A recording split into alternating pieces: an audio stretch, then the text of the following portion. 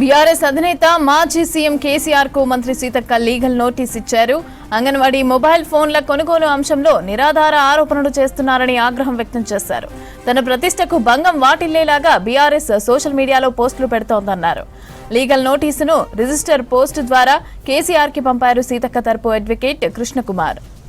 Anganwadi mobile ఫోన్ల కొనుగోలు ప్రక్రియను తెలంగాణ టెక్నాలజీ సర్వీసెస్ లిమిటెడ్ నిర్వహించిందని అన్నారు మంత్రి సీతక్క. టెండర్ ఇవాల్యుయేషన్ కమిటీ నిర్ణయాల ప్రకారం కాంట్రాక్ట్ ఇవ్వటం జరిగిందన్నారు. ఇందులో తనకు ఎలాంటి ప్రమేయం లేదని నోటీసులో స్పష్టం చేశారు. మొత్తం టెండర్ విలువ 44 కోట్లలో 30 కోట్లు అవినీతి జరిగిందని చెప్పడం సరికాదన్నారు. బీఆర్ఎస్ అఫీషియల్ సోషల్ మీడియాలో జరుగుతున్న తప్పుడు ప్రచారానికి కేసీఆర్ బాధ్యత వహించాలని డిమాండ్ చేశారు మంత్రి సీతక్క.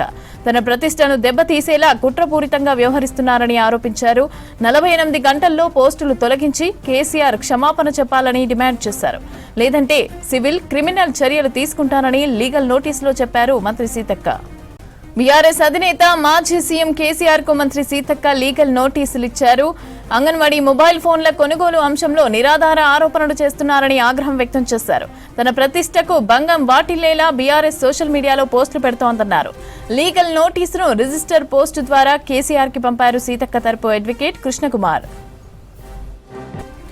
అంగన్వాడీ మొబైల్ ఫోన్ల కొనుగోలు ప్రక్రియను తెలంగాణ టెక్నాలజీ సర్వీసెస్ లిమిటెడ్ నిర్వహించిందన్నారు మంత్రి సీతక్క. టెండర్ ఇవాల్యుయేషన్ కమిటీ నిర్ణయాల ప్రకారం కాంట్రాక్టు ఇవ్వటం జరిగిందన్నారు. ఇందులో తనకు ఎలాంటి ప్రమేయం లేదని నోటీసులో స్పష్టం చేశారు. మొత్తం టెండర్ విలువ 44 కోట్లలో 30 కోట్లు అవినీతి జరిగిందని చెప్పడం సరికాదన్నారు. బీఆర్ఎస్ అఫీషియల్ సోషల్ మీడియాలో జరుగుతున్న తప్పుడు ప్రచారానికి కేసీఆర్ బాధ్యత వహించాలని డిమాండ్ చేశారు మంత్రి సీతక్క. తన ప్రతిష్టను దెబ్బతీసేలా కుట్రపూరిత వ్యవహరిస్తున్నారని ఆరోపించారు. 48 గంటల్లో పోస్టులు తొలగించి కేసీఆర్ క్షమాపణ చెప్పాలని డిమాండ్ చేశారు.